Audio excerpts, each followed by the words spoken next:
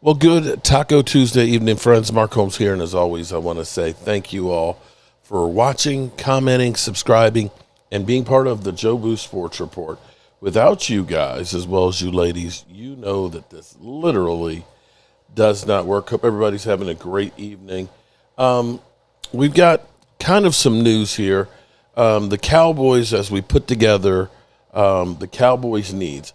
What's amazing to me is the Cowboys seem to have a sense of urgency, kind of selectively urgent, when it comes to the number 2 wide receiver. At least they recognize there's a problem. And there's been a problem since they decided to let go of Amari Cooper after the 21 season.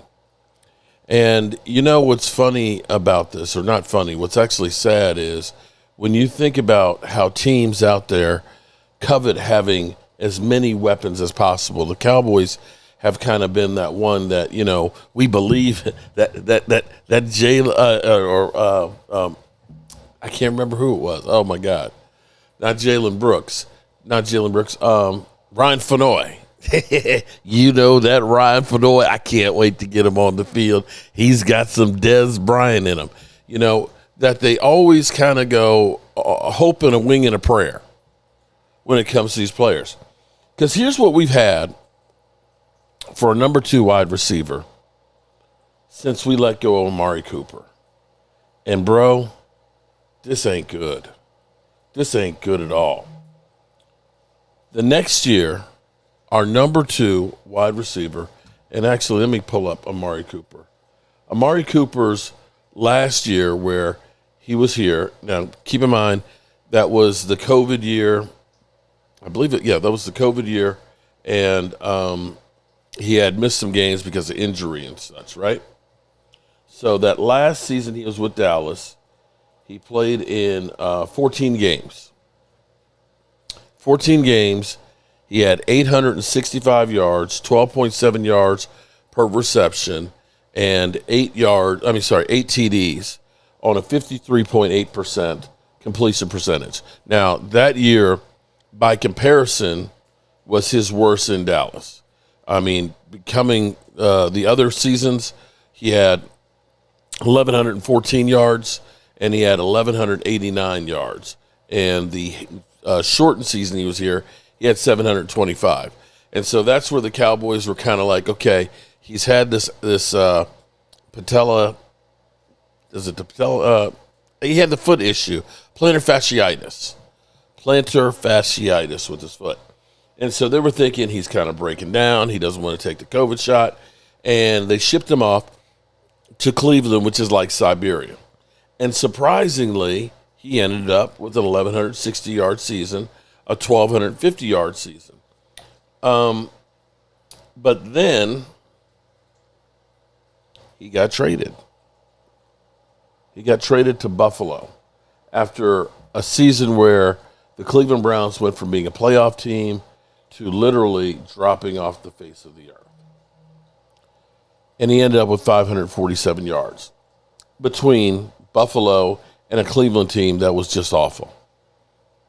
Here's the thing. A lot of people are saying, don't bring him back. He's spent, he's done. He won't help us. And it's like, have you looked at our number 2 wide receiver, what we've got production-wise since he's left?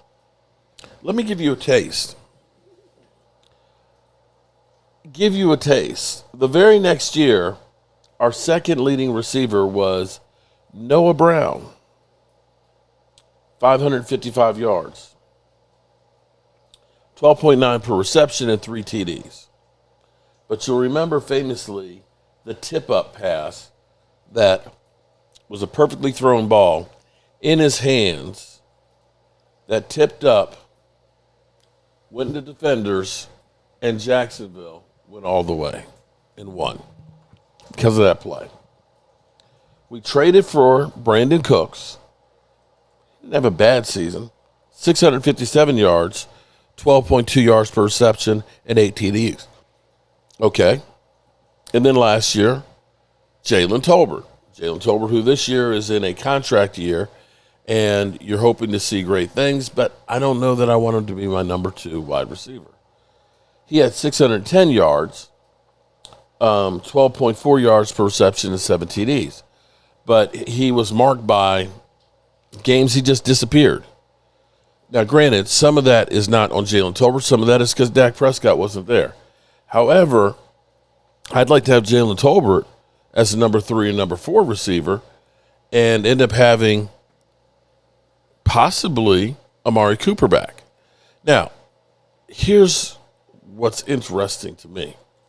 For those who think he's spent, I would love to actually show you this clip, but I'm afraid it's going to get copywritten.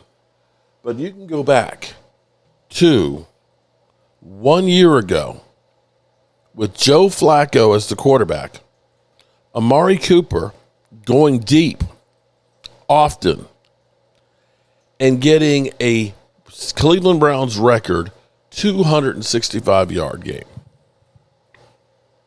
It's just a year ago, or season before. Now the question is, do the Cowboys and Amari Cooper mend the fences? Might be easier now that Mike McCarthy's gone and that COVID isn't a thing. But here's the problem for the Cowboys is, since free agency is still ongoing, since the draft, you've had teams begin to sign people. Keenan Allen was signed for like $4 million to go to the Titans. Robert Woods was signed by the Pittsburgh Steelers.